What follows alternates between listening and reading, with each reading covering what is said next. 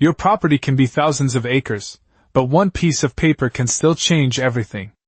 I never thought those words would become the lesson I learned after my own HOA took me to court over my 1,600 acres.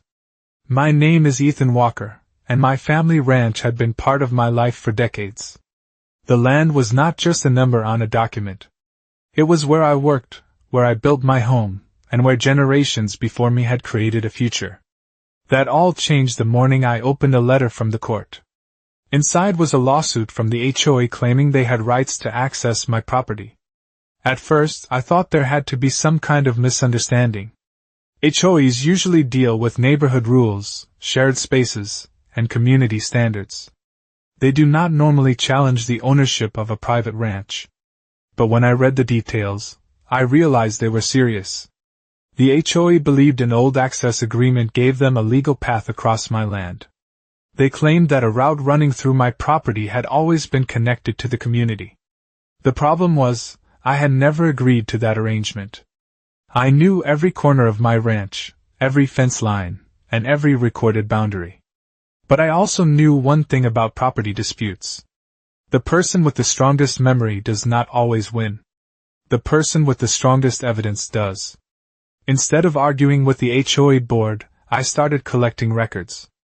I requested copies of county documents, reviewed old surveys, and searched through every piece of information connected to the property. That was when I noticed something strange. The map the HOA provided did not match the official records from the county.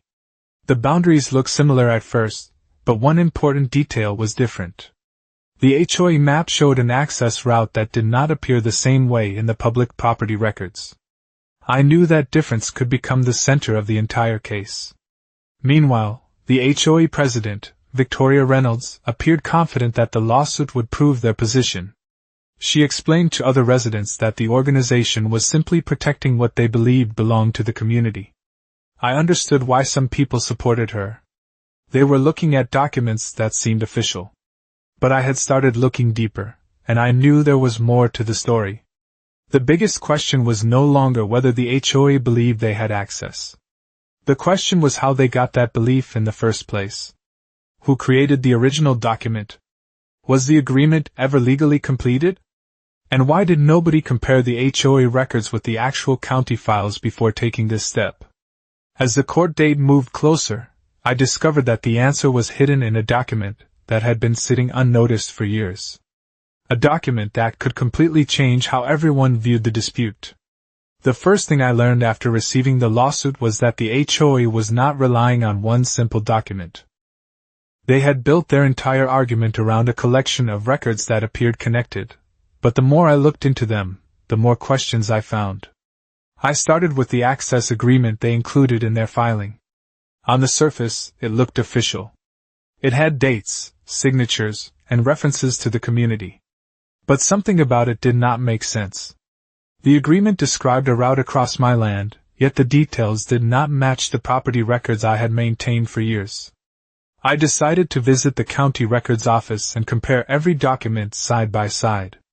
I brought my deed, old surveys, and historical property information. The county clerk helped me locate archived files connected to the original land transfers. After several hours of searching, I found something unexpected. The document the HOA used was not the original version. It was a later copy that had been modified from an earlier record. The differences were small, but they were important. A section describing the limits of the access agreement was missing from the HOA version. That missing section changed the entire meaning of the document. It explained that any future access arrangement would require additional approval from the property owner. That approval never happened. Suddenly, the lawsuit looked very different. The HOA had not discovered a hidden right. They had relied on a document that did not tell the complete story. I continued searching because I knew finding one mistake was not enough. I needed to understand how this information became accepted as fact inside the organization. That led me to old HOA meeting records. In one meeting from years earlier, a board member had raised concerns about property access and asked whether the agreement had ever been officially confirmed. The question was listed in the minutes, but there was no answer recorded afterward. The issue had simply disappeared. That discovery changed how I viewed the situation. It was no longer just about a misunderstanding. It was about a problem that had been noticed before but never fully investigated. When I shared this information with my attorney, we agreed that the missing section and the unanswered question could become important during the trial. But there was still one major mystery. Who had created the version of the document the HOA was using? The answer could explain why the mistake continued for so long. Meanwhile, Victoria Reynolds continued preparing the HOA case. She believed the organization had years of history supporting their position. She did not know that the same history contained the evidence that could weaken their entire argument. As the trial date moved closer, I received a message from someone I had never expected to hear from. It was a former HOA board member who said they knew exactly where the original agreement came from and why one important page had been left behind. The message from the former HOA board member arrived at the exact moment I needed more answers. His name was Robert Mitchell, and he had served on the HOA board years before Victoria Reynolds became president. He agreed to meet with me and explain what happened with the original access agreement. When we sat down, Robert told me that the document the HOA was using today was not the document he remembered approving. That immediately caught my attention. According to Robert, the original discussion was never about giving the HOA control over my land. It was about exploring a possible connection between nearby properties for future community planning. The idea was discussed, but it was never completed because the legal requirements were never met. The property owners involved were supposed to provide written approval before anything could move forward. That approval never existed. Robert explained that after he left the board, the conversation continued through different leadership groups. Over time, copies of early planning documents were passed from one board to another. Eventually, some people began treating those planning documents as if they were official property agreements. That was the moment I realized the problem was much deeper than one lawsuit. The HOA had built its confidence on a misunderstanding that had grown for years. But Robert had more information. He brought an old folder containing meeting notes, emails, and a copy of the original agreement. Inside was the page I had been searching for. The missing page clearly explained the limitations of the access discussion. It stated that the proposal would not create any legal rights unless every required approval was completed. Without those approvals, the proposal had no authority over private property. I reviewed the page several times because it changed everything. The HOA was not just missing a small detail. They were missing the part that defined the entire agreement. I knew this evidence would be important in court, but Robert also revealed another detail that surprised me. He said he had warned the board years earlier that the access issue could become a problem if nobody verified the records. His concern was included in an old meeting note, but no further action was taken. That meant the HOA had a chance to resolve the confusion long before it became a legal dispute.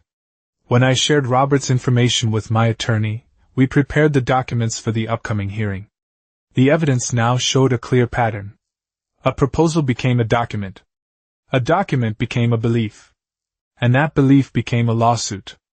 But Victoria Reynolds still believed the HOA had a strong case.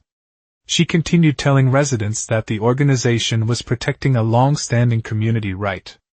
She had no idea that the strongest evidence against the HOA had been sitting in their own history files for years. With the trial only weeks away, another discovery appeared. The county records showed that the route the HOA wanted to use was connected to a separate question about property access.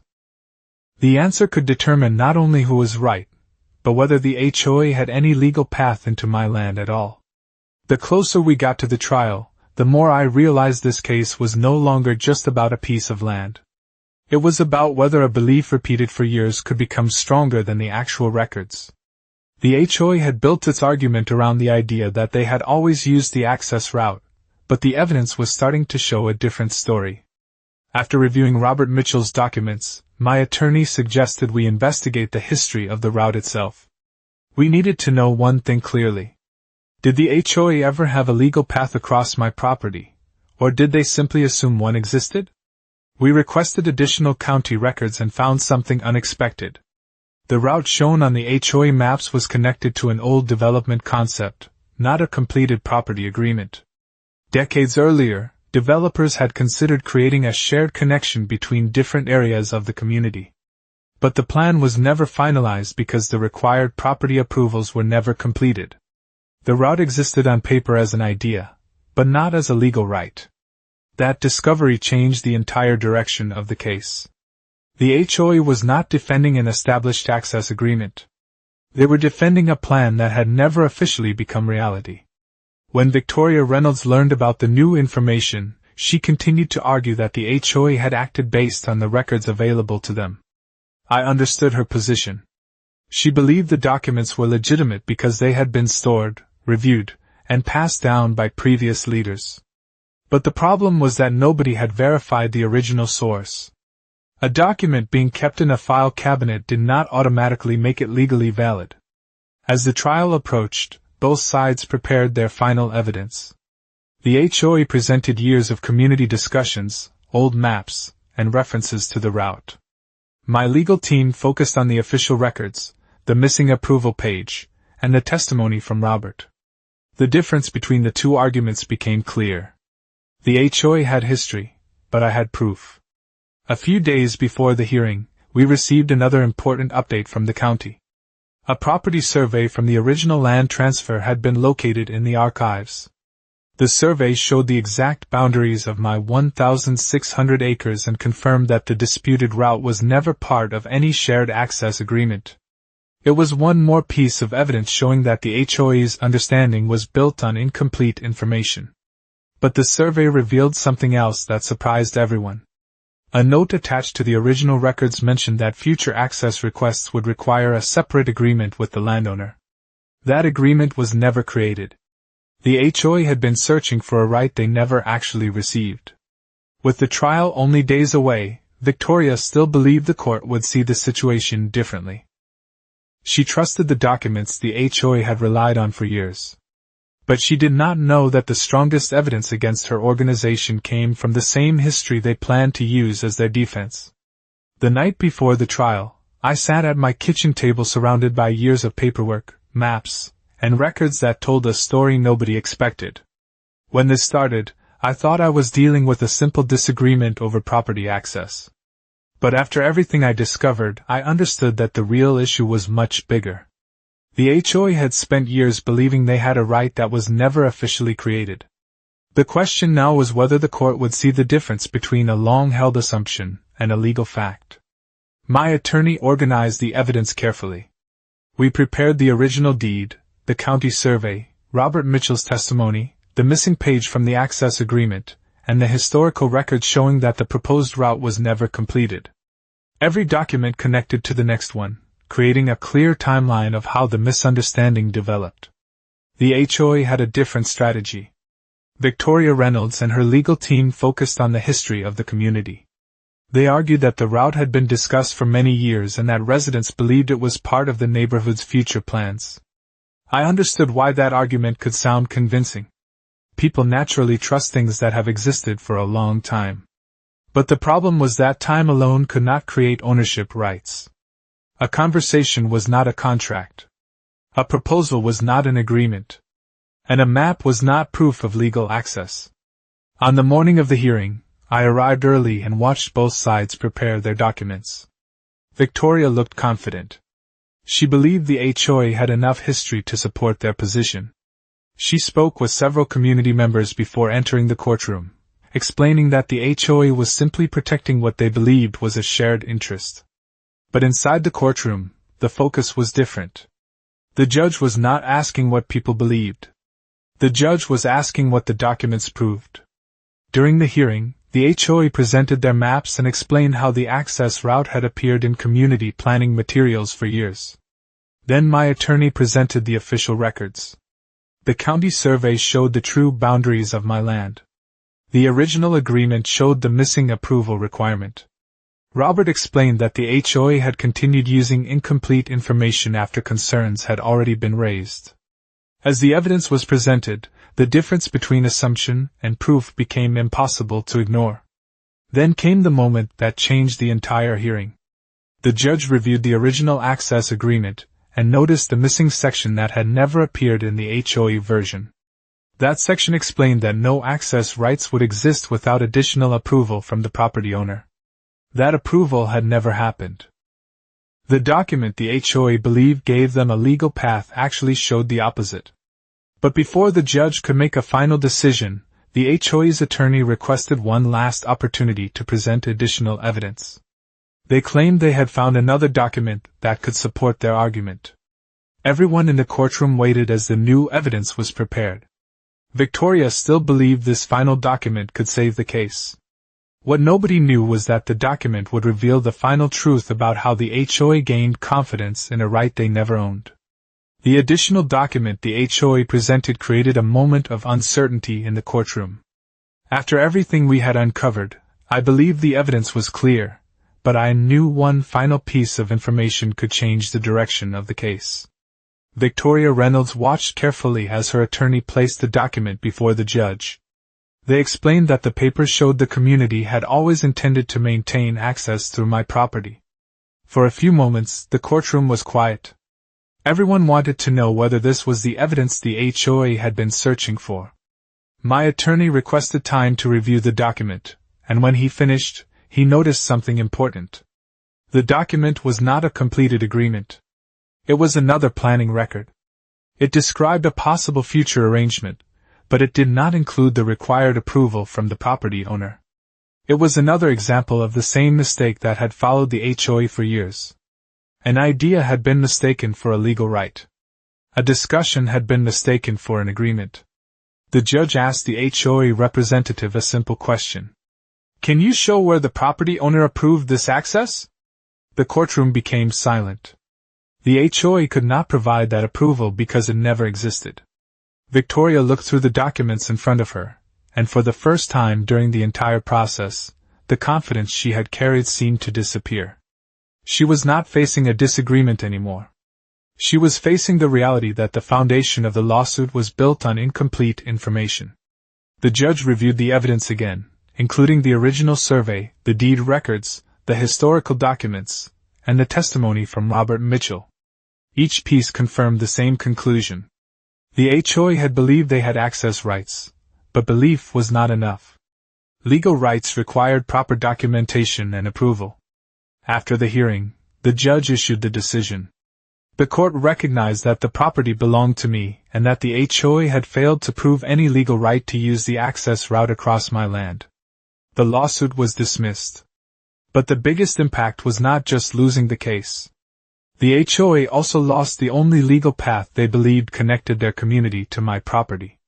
The route they had relied on for years was never theirs to control. When I left the courthouse that day, I did not feel like I had defeated someone. I felt like the facts had finally been heard. The situation was never about preventing people from using land or creating conflict with neighbors. It was about making sure decisions were based on truth instead of assumptions. A few days later, Victoria contacted me.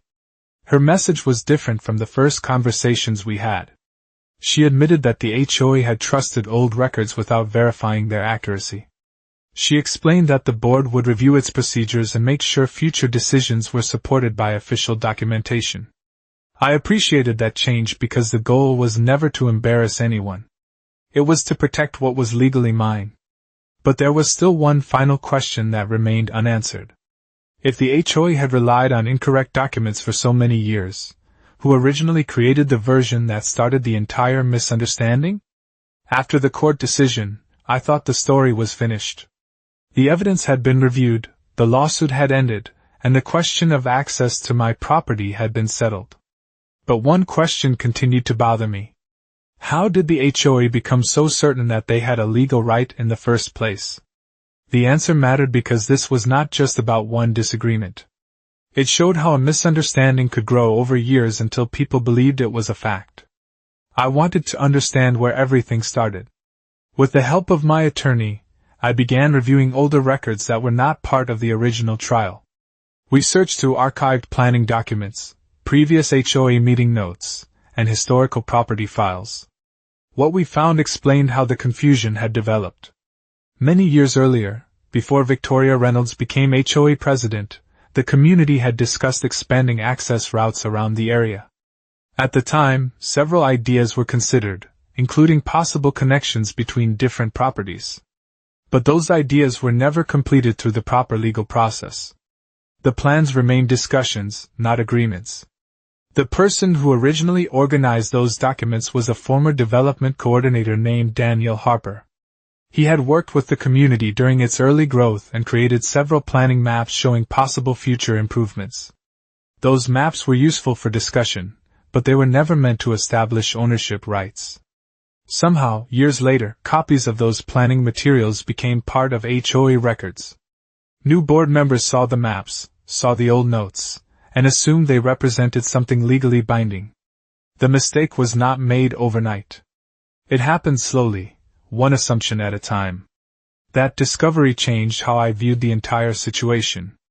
Victoria and the HOA board were still responsible for their decisions, but I could understand how the confusion started. They inherited information without knowing the full history behind it.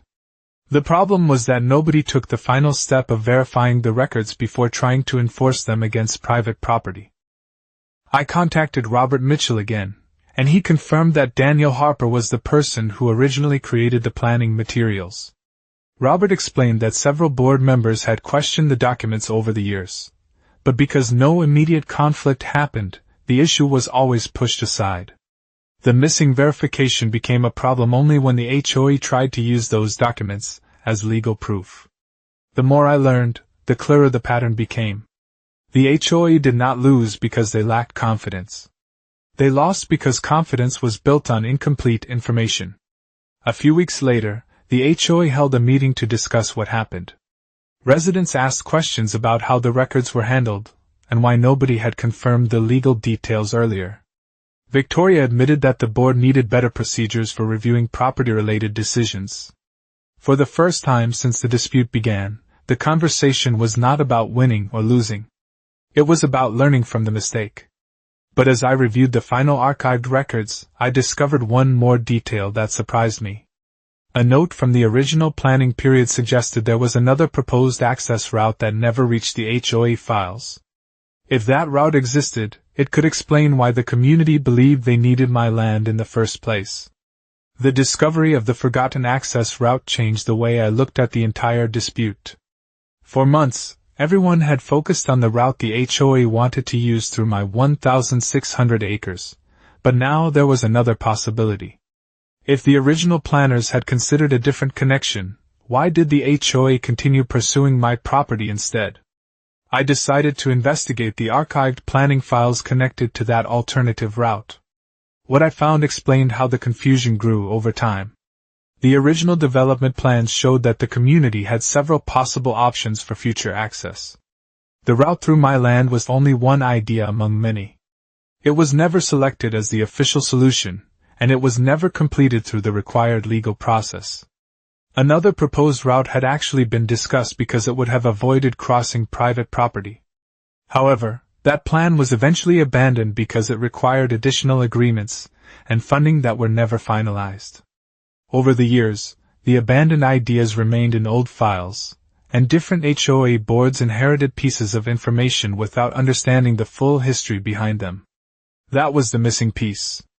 The HOA was not intentionally creating a claim from nothing. They were following a chain of incomplete records that had been misunderstood for decades. But when those records were used against a private property owner, the difference between an idea and a legal right became extremely important. I shared the new findings with Robert Mitchell, and he confirmed that the alternative route had been discussed during his time on the board. He remembered that the community originally wanted flexibility and multiple options for future growth. Nobody at that time believed those early planning documents created immediate property rights. That assumption came much later. Meanwhile, Victoria Reynolds continued working with the HOA board to review what happened. The tone inside the organization had changed completely. The conversation was no longer about proving they were right. It was about understanding how the mistake happened and making sure it would not happen again. Several residents who had supported the lawsuit began asking different questions. They wanted to know why official property records were not checked before legal action was taken. They wanted to know why old planning documents were treated as if they were final agreements. Those questions were important because they showed the real lesson from the dispute. Property decisions cannot be based only on tradition or memory. They require accurate records and proper verification. A few months after the trial, the HOA updated its procedures for reviewing property-related issues. New rules required official documentation before making claims about ownership or access rights. I appreciated seeing that change because the outcome was never about damaging the HOA. It was about protecting the principle that private property rights matter. Looking back, the lawsuit changed more than just one legal decision. It changed how an entire community viewed the difference between authority and responsibility. But while reviewing the final archive materials, I noticed one last document that had not been discussed during the trial. It was a letter written years earlier by the original developer, and it contained a warning about future access disputes. The letter revealed that someone had predicted this exact problem long before the lawsuit ever happened. The letter from the original developer was the final piece of the puzzle. After everything I had discovered, I thought I understood how the misunderstanding began, but that document revealed that the warning signs had existed from the very beginning. The letter was written decades earlier and explained that any future access plans involving private property would require separate agreements with each landowner. The developer had specifically warned that early planning maps should never be treated as final property rights. Reading those words felt like finding the missing explanation behind the entire dispute. The information had always existed. It was simply overlooked. The HOA had inherited old ideas without knowing the full story behind them. What started as a future possibility became a community assumption, and that assumption eventually became a lawsuit. When I shared the letter with Victoria Reynolds, she was quiet for a long time. She admitted that the HOA had focused on what previous boards believed instead of verifying what the official records actually showed. She told me that she never expected the issue to become a legal battle, but she also understood why protecting property rights mattered. That conversation was different from our first interactions. There was no argument, and no attempt to prove who was right. There was simply an understanding that accurate information should have come first. Over the following months, the HOA made several changes. They reviewed their historical documents, updated their procedures, and created a system to verify property-related claims before taking action. Residents who once viewed the dispute as a neighborhood disagreement began seeing it as an important lesson about responsibility and ownership. As for my ranch, nothing changed about the land itself. The 1,600 acres remained exactly as they had been. The fences stayed where they belong. The boundaries remained clear. But the meaning of the experience stayed with me. I learned that property disputes are rarely just about land. They are about records, communication, and making sure decisions are based on facts instead of assumptions. Looking back, I do not consider the outcome a victory because someone lost. I consider it a victory because the truth finally had a chance to speak. The HOA believed it was protecting something valuable, but the court showed that protecting a community also means respecting the rights of individual owners. The biggest lesson was simple. Authority does not come from believing something for a long time. It comes from having the legal foundation to support it. Today, when I walk across my property, I think about everything that happened and how close the situation came to changing my family's land forever. A single document, a missing approval, and years of assumptions created a conflict that reached a courtroom. But in the end, the facts were stronger than the assumptions. The land was never about winning a fight. It was about proving what was true, all along. My property was mine, and the law recognized that.